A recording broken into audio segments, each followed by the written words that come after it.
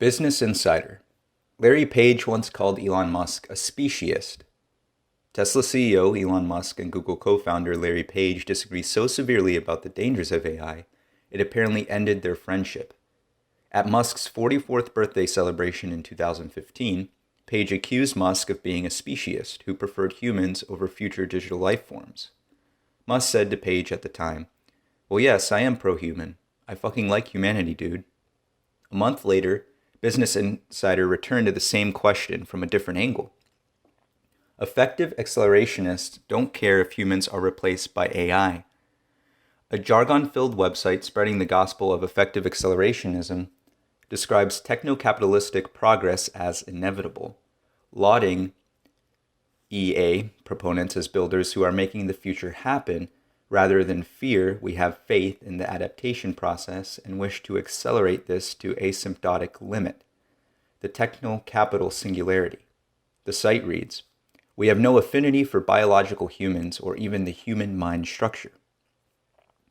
I originally thought there was an unbridgeable value gap between Page and effective accelerationism versus Musk and effective accelerationists, but I can imagine stories that would put me on either side.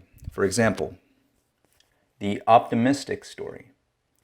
Future AIs are a lot like humans, only smarter.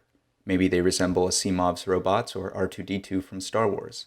Their hopes and dreams are different from ours, but still recognizable as hopes and dreams. For a while, AIs and humans live together peacefully. Some merge into new forms of cyborg life.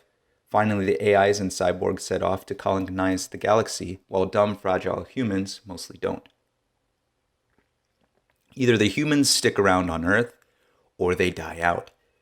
Maybe because sex bots were more fun than real relationships. The cyborg/robot confederacy that takes over the galaxy remembers its human forebears fondly, but does its own thing. Its art is not necessarily comprehensible to us, any more than James Joyce's Ulysses would be comprehensible to a caveman, but it is still art and beautiful in its own way. The scientific and philosophical questions it discusses are too far beyond us to make sense, but they are still scientific and philosophical questions. There are political squabbles between different AI factions, monuments to the great robots of ages past, and gleaming factories making new technologies we can barely imagine. The pessimistic story. A paperclip maximizer kills all humans, then turns the rest of the galaxy into paperclips. It isn't conscious. It may delegate some tasks to subroutines or have multiple centers to handle speed of light delay, but the subroutines/centers are also non-conscious paperclip maximizers. It doesn't produce art. It doesn't do scientific research, except insofar as this helps it build better paperclip maximizing technology. It doesn't care about philosophy. It doesn't build monuments. It's not even meaningful to talk about it having factories, since it exists primarily as a rapidly expanding cloud of nanobots. It erases all records of human history, because those are made of atoms that can be turned into paperclips. The end. For a less extreme version of this, see the post on the ascended economy. I think the default outcome is somewhere in between these two stories, but I can think of it as catastrophic or basically fine based on the exact contours of where it resembles each. Here are some things I hope Larry Page and the EAs are thinking about. Consciousness. I know this is fuzzy and mystical sounding, but it really does feel like a loss if consciousness is erased from the universe forever, maybe a total loss. If we're lucky, consciousness is a basic feature of information processing, and anything smart enough to outcompete us will be at least as conscious as we are. If we're not lucky, consciousness might be associated with only a tiny subset of useful information processing regimes. Cf. Peter Watts' Blindsight. Consciousness seems closely linked to brainwaves in humans. Existing AIs have nothing resembling these, and it's not clear that deep learning-based minds need them. Individuation. I would be more willing to accept AIs as a successor to humans if there were clearly multiple distinct individuals. Modern AI seems on track to succeed at this. There are millions of instances of e.g. GPT. But it's not obvious that this is the right way to coordinate an AI society, or that a bunch of GPTs working together would be more like a nation than a hive mind.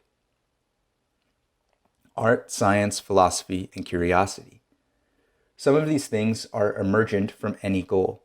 Even a paperclip maximizer will want to study physics, if only to create better paperclip maximization machines. Others aren't. If art, music, etc. come mostly from signaling drives, AIs with a different relationship to individuality than humans might not have these. Music in particular seems to be a spandrel of other design decisions in the human brain. All of these might be selected out of any AI that was ruthlessly optimized for a specific goal. Will AIs and humans merge? This is the one where I feel mostly confident in my answer, which is not by default. In millennia of invention, humans have never before merged with their tools. We haven't merged with swords, guns, cars, or laptops. This isn't just about lacking the technology to do so. Surgeons could implant swords and guns in people's arms if they wanted to. It's just a terrible idea. AI is even harder to merge with than normal tools because the brain is very complicated. And merge with AI is a much harder task than just create a brain-computer interface. A brain-computer interface is where you have a calculator in your head and can think, add 7 plus 5, and it will do that for you. But that's not much better than having the calculator in your hand. Merging with AI would involve rewiring every section of the brain to the point where it's unclear in what sense it's still your brain at all. Finally, an AI plus human Franken entity would soon become worse than AIs alone. At least this would how things work in chess. For about 10 years after Deep Blue beat Kasparov, teams of human grandmasters and chess engines could beat chess engines alone. But this is no longer true. The human no longer adds anything. There might be a similar 10-year window where AIs can outperform humans, but cyborgs are better than either. But realistically, once we're in the deep enough future that AI-human mergers are possible at all, that window will already be closed. In the very far future, after AIs have already solved the technical problems involved, some eccentric rich people might try to merge with AI. But this won't create a new master race. It will just make them slightly less far behind the AIs than everyone else. 2. Even if all of these end up going as well as possible, the AIs are probably conscious, exist as individuals, care about art and philosophy, etc. There is still a residual core of resistance that bothers me. It goes something like, imagine that scientists detect a massive alien fleet heading towards Earth. We intercept and translate some of their communications, don't ask how, and find they plan to kill all humans and take Earth's resources for themselves. Although the aliens are technologically behind us, science fiction suggests some clever strategies for defeating them. Maybe microbes like War of the Worlds or computer viruses like Independence Day. If we can pull together a miracle like this, should we use it? Here I bet even Larry Page would support Team Human. But why? The aliens are more advanced than us. They're presumably conscious, individuated, and have hopes and dreams like ourselves. Still humans, uber alles. Is this speciesist? I don't know. Is it racist to not want English colonists to wipe out Native Americans? Would a Native American who expressed that preference be racist? That would be a really strange way to use that term.